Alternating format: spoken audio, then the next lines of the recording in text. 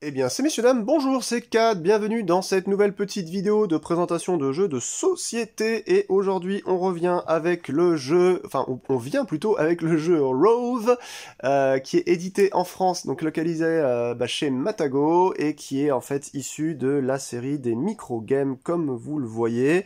C'est un jeu de Dustin Dobson et de Milan Zivkovic, donc je ne connais pas les deux artistes. Par contre, Dobson, en tant qu'amateur d'astronomie, amateur bien sûr, eh bien le Dobson, je ne sais pas si vous le savez, est un style de télescope, je dirais classique, parce que vous savez qu'il y a les lunettes astronomiques dans un sens et les télescopes dans un autre. Donc si vous prenez les télescopes, vous prenez ce qu'on appelle des newtons, et au lieu d'avoir une monture équatoriale, eh bien vous avez juste, je vous explique ce que c'est qu'un Dobson, c'est juste le tube qui est posé en fait sur un socle rond et que vous pouvez faire rouler par terre, le tourner, etc. C'est très peu maniable. Moi j'aime pas ça, mais par contre comme il n'y a pas de monture équatoriale, bah, vous n'avez pas à vendre un rein pour vous acheter un bon télescope. Et généralement les Dobson, vous pouvez avoir des 200 000 pour pas très cher, voilà. Donc je sais pas, ça m'a fait penser à Dobson, voilà. Je sais pas pourquoi je vous parle de ça, ça n'a strictement aucun sens.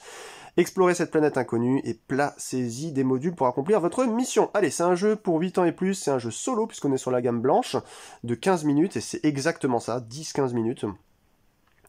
Pour 8 ans et plus, et je vais vous montrer un petit peu le matos. Donc moi je suis obligé de le laisser ouvert parce que je sleeve toutes mes cartes, y compris pour ces petits jeux là. Et celui-ci, Dieu sait que je vais le sortir, j'en suis déjà à ma 4e ou 5e partie, je l'ai eu il y a pas longtemps. Il est excellent, je suis trop fan de ce petit jeu. Je vais vous montrer comment ça se joue. Au début j'avais eu un petit peu de misère, parce que comme d'habitude, c'est écrit de manière un peu particulière.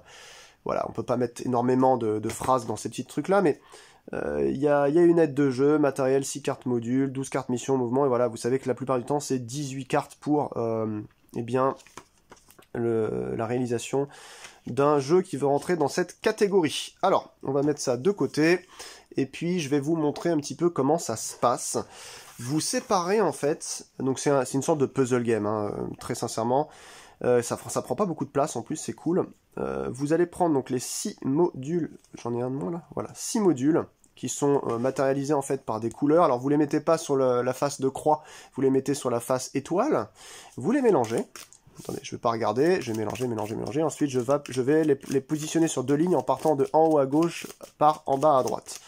Hop, allez c'est parti. Donc, hop, hop, hop, hop, hop, et hop, voilà. Donc, en fait, vous avez positionné vos modules, et Rove, le petit robot, en fait, doit explorer la planète pour pouvoir en sortir. Pour pouvoir en sortir, il faut remplir 7 missions. Ces missions, elles font partie donc des 12 cartes que vous avez ici. D'ailleurs, il y a des dessins originaux vraiment sympatoches. Je sais pas si vous voyez là, enjambé, avec le petit robot Rove, là. Ensuite, il y a scanner, il y a à chaque fois des petits dessins sympas, booster, transmettre, recharger, forcer, rouler. On n'a pas besoin de retenir tout ça, hein, c'est juste que c'est marqué comme ça. Escalader, apprendre, sauter, et voilà. On a fait le tour, transporter, naviguer, et enjamber, et c'est reparti. Donc là, je vais les mélanger, et on va les positionner à côté. Et je vais prendre la première mission, et ensuite 5 cartes, parce qu'on va jouer en mode normal. Si vous jouez en mode difficile, vous prenez que 4 cartes. Si vous jouez en mode impossible, 3 cartes. Alors, autant vous dire que c'est balèze. Pour l'instant, je n'ai gagné qu'une partie sur 4 en mode en mode normal, donc avec 5 cartes. Donc première mission, ce sera celle-là. Et ensuite, 1, 2, 3, 4, 5. Et ça va être ma main. Ça va être la pioche. La pioche ou les nouvelles missions. Alors, on va descendre un tout petit peu ça, puisqu'il va nous falloir donc 2 lignes supplémentaires. Là, il y a 3 places, et là, il y a encore 3 places au-dessus. Donc on commence comme ça, on va mettre en fait les cartes missions de notre main à l'envers pour avoir la face du petit éclair qui en fait représente les points de mouvement qu'on va pouvoir gagner ce tour-ci, c'est-à-dire des points d'activation. Sur chaque carte en fait, vous avez le nombre de points d'activation que vous pouvez gagner au maximum si vous jouez cette carte-là, donc vous la défaussez.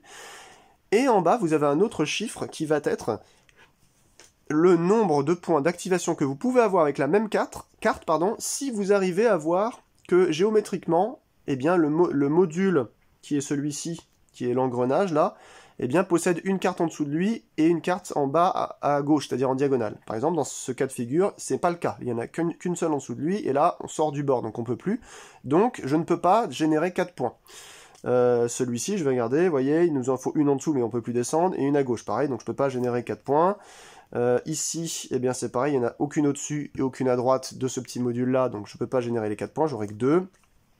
Et là, bah, c'est pareil, ça redescend en dessous. Ah, celle-ci, par contre, est pas mal, regardez. Là, j'ai le petit tourbillon.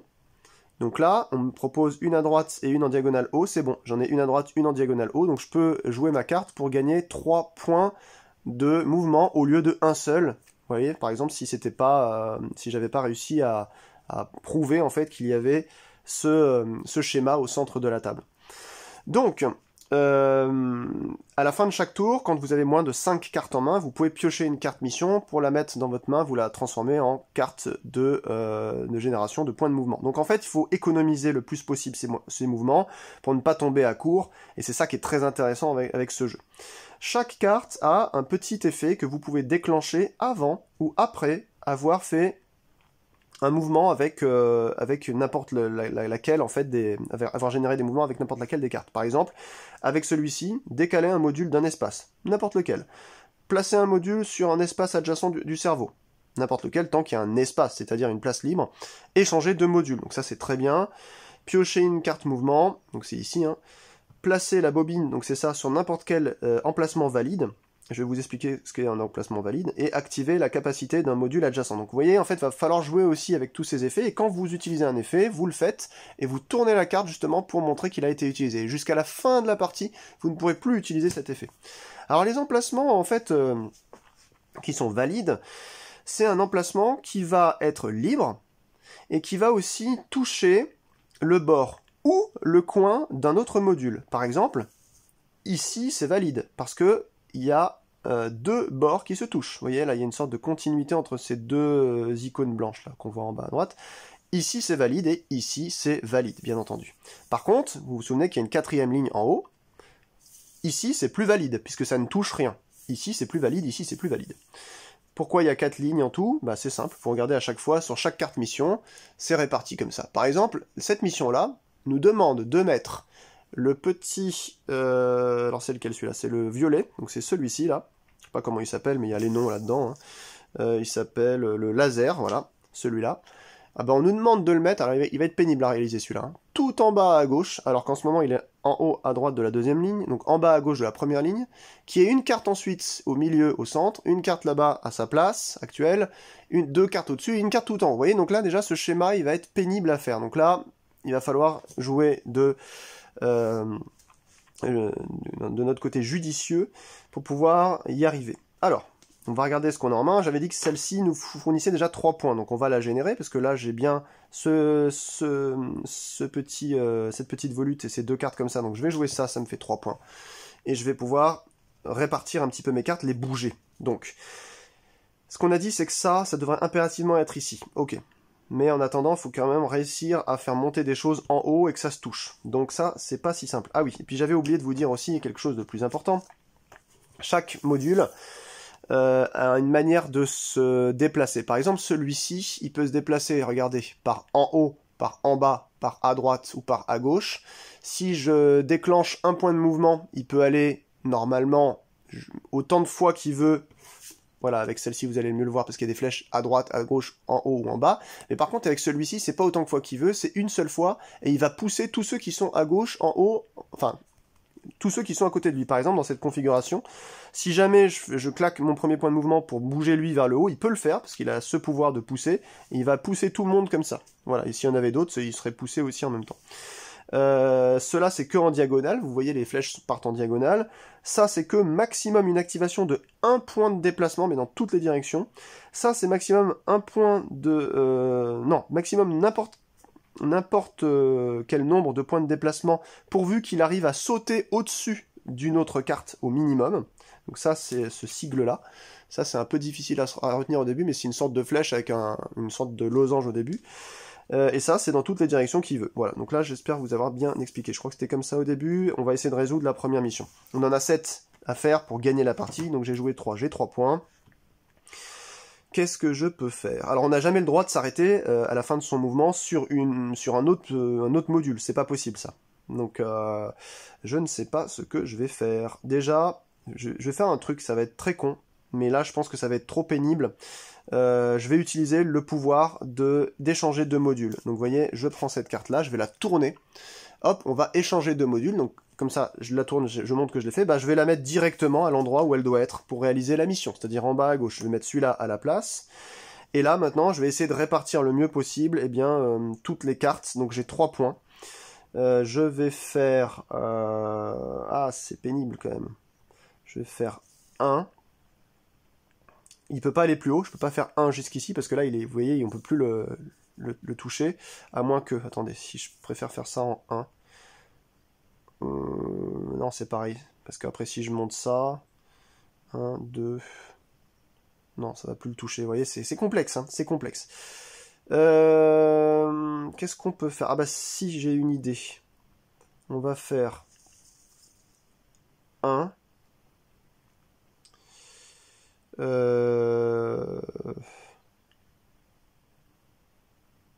Ah. Il est difficile celui-là. 1. 2. Ça, je vous rappelle, la petite boule ici, ça veut dire qu'on peut avancer que de une seule fois sur une activation. Donc je suis obligé de finir mes 2 comme ça. 1, 2. Et j'ai un 3e point. Comment je pourrais faire pour envoyer ces deux-là comme ça et lui le finir là? Lui, il va être très très difficile, hein, je pense. Vraiment, vraiment, je pense que j'ai mal joué avec lui. À la limite, il pourrait revenir là, lui. Ouais, ça pourrait être pas mal. 3. Voilà, je vais faire comme ça. On va faire comme ça. Il faut que je joue une nouvelle carte parce que j'ai utilisé mes 3 points. Donc là, pour l'instant, j'ai même pas prévu, mais vous voyez qu'on peut le jouer de manière intelligente en se disant, bah tiens, qu'est-ce que j'ai en main? Est-ce que je peux essayer de faire une sorte de forme géométrique encore avec le schéma qu'on nous montre pour pouvoir réussir? Là, je pense que je ne génère pas de nouveaux points supplémentaires. Ah si, ouf! Vous voyez celui-ci là, le petit radar, il est là. Donc il y en a un en dessous et un à gauche au niveau des cartes. Donc je vais jouer ça me fait donc 4 points et non pas 2. J'ai 4 activations. Alors celui-là, je vais le refaire tomber en bas à gauche. Tac. Donc ça fait 1. Ensuite, donc là, j'ai mes 3 cartes comme ça. Il faudrait que celle-là, elle monte tout en haut. Eh ben écoutez. 2. Voilà. Et là, c'est bon. J'ai réalisé mon schéma. Je sais pas si vous le voyez bien. Hop, à gauche, je vous le montre. Voilà. Le schéma est réalisé, donc c'est bon, j'ai fini cette mission, je l'ai gagnée, on prend une nouvelle mission immédiatement, ensuite on peut piocher une carte parce que j'ai moins de 5 cartes, et c'est reparti mon kiki. Alors je regarde un petit peu pour pas faire de conneries, là je peux pas le faire avec ça, ça je peux pas le faire non plus. Quand je dis je peux pas le faire, c'est que je peux pas générer les points supplémentaires en dessous, hein, bien entendu. Ok, donc là il faut quoi? Il faut le cerveau sur la 2e ligne ici au centre, et le cerveau il est là pour l'instant, ok. Et après, il va falloir monter d'autres choses. Et en dessous, ça va faire... Ouais, d'accord, je vois à peu près le schéma. Eh ben, écoutez, on va déjà placer notre cerveau. Je pense que ça va être pas mal. Mais j'ai que des points de merde. Donc, je sais pas ce que je pourrais faire pour gagner des points. Peut-être ça. Non, il en faut un deuxième. Ça, c'est trop bas. Ah, si, celui-là, je pourrais le monter là. Mais pour le faire, il faut que je saute déjà au-dessus de quelque chose d'autre, ce qui n'est pas possible. Pénible. Pénible. Vraiment pénible. Écoutez, ce que je peux faire par contre, c'est de monter ça là. Tant pis pour le cerveau, mais ça va me faire plus de points. Comme ça.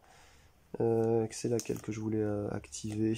C'est celle-là. Ah non, j'ai dit que celle-là, elle devait monter ici. Ah, c'est fatigant!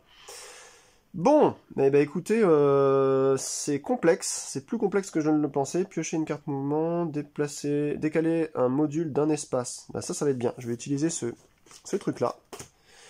Ça va me faire décaler un module d'un espace. Voilà, là il est venu directement avec son pouvoir. Il faut que je génère une carte mouvement maintenant, bah, c'est très bien. Je vais générer celle-ci qui va me donner non plus 1 mais 3, parce qu'elle est maintenant elle est bien ici, il y a 2 cartes à côté et en bas, donc c'est bon. Donc ça me fait 3 points de mouvement. 3 points de mouvement. Elle va être pénible à virer. C'est le cerveau qui doit être ici. Hein. Ah là là là là là là. Ah bah si. 3 points de mouvement. Attendez voir. Il me faut une carte tout en haut? Ok. 1. Ensuite, en 2, je vais faire placer un module sur un espace adjacent au cerveau. Je vais prendre celui-là. Je vais le monter tout en haut. Donc ça c'était 1.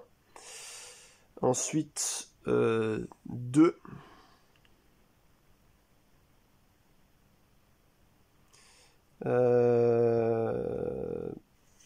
3. Ouais, bah écoutez, ça va être ça. Hein. Qu'est-ce que je peux faire de plus maintenant? Je peux pas l'activer ça. Ouais, j'en ai aucune. Allez, encore 2 points de mouvement. 1. C'est bien un seul maximum hein, qui se met celui-là. Se déplace d'un espace, ouais c'est ça. 1. Non, c'est pas bon. C'est pas bon. Parce que là, il va me manquer quelque chose.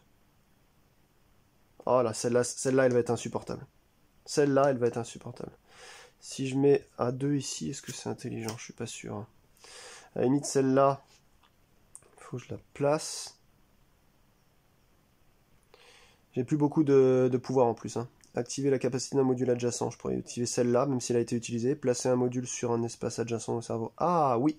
Alors je vais faire ça. D'abord, j'utilise ça.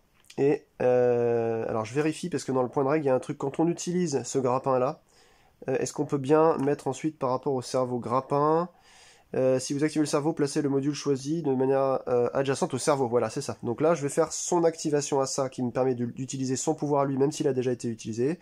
Placer un module sur un espace adjacent au cerveau. Je vais prendre celui-ci, qui est le plus pénible. Bah non, c'est pas bon non plus. Oh là là, je vais perdre. Je vais perdre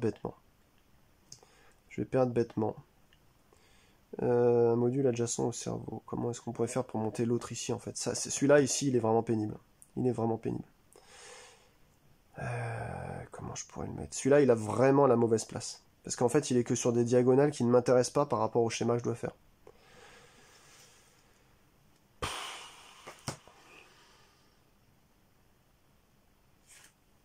1, 2. Je vais utiliser cette dernière capacité pour piocher une carte. Eh bien, non. Ça ne me donnera pas plus de points. Vous voyez, si celle-là était à la place du cerveau, ça aurait pu me donner eh bien 5 points différents. Mais je vais échouer bêtement à la 3e mission, quoi. C'est dingue. Ah, j'ai fait des meilleures parties. Hein. En tout cas, vous voyez un peu à quoi ça correspond. Qu'est-ce que je fais? Bah, je vais m'employer pour faire le plus, le 3. Alors, 3. Réfléchissons. Est-ce que je peux m'en sortir quelque part de ce truc-là? 3. J'ai un truc là-haut. Qui va pas me servir. Replacer la bobine sur n'importe quel emplacement libre. Je m'en fous de la bobine. Moi, c'est celle-ci qui me pose problème. Parce qu'elle ne fait que de la diagonale. Ouais, je pense que j'ai perdu. Parce que vous voyez, j'ai utilisé tous mes pouvoirs, sauf ça, mais on s'en fiche. Et j'aurais dû peut-être les garder, mais le échanger de modules est très bien. Le décaler le module d'un espace est très bien. Bah voilà, donc là j'ai 3 points, je sais pas quoi en faire. Je pourrais faire 1. Mais j'arrive pas à descendre celui-là, ici en dessous. Vous voyez? 2. Ça sert à rien. Hein. Ouais, ça sert à rien, j'ai perdu. Voilà. Parce qu'en fait, tant que je n'ai pas la possibilité réellement d'agencer quelque chose en dessous, je pense que les plus difficiles, donc là j'ai perdu la partie, hein, vous voyez, j'ai que 2 points de victoire sur les 7 qu'il nous faut, donc c'est une défaite lamentable. Je pense que les plus durs sont celui-ci et celui-là. Ça, c'est les cartes les plus dures à jouer, parce que celle-ci vous impose, elle vous fait bouger d'un nombre de ce que vous voulez dans n'importe quel sens, mais vous êtes obligé de sauter au-dessus d'une carte minimum. C'est-à-dire que si, je dis n'importe quoi, si ça c'était là, si elle est là, elle doit faire comme ça pour sauter. Si elle voulait aller par exemple ici, elle ne le pourrait pas, parce qu'elle ne saute sur rien du tout. Elle passe sur la diagonale directement. Vous voyez, donc elle est difficile.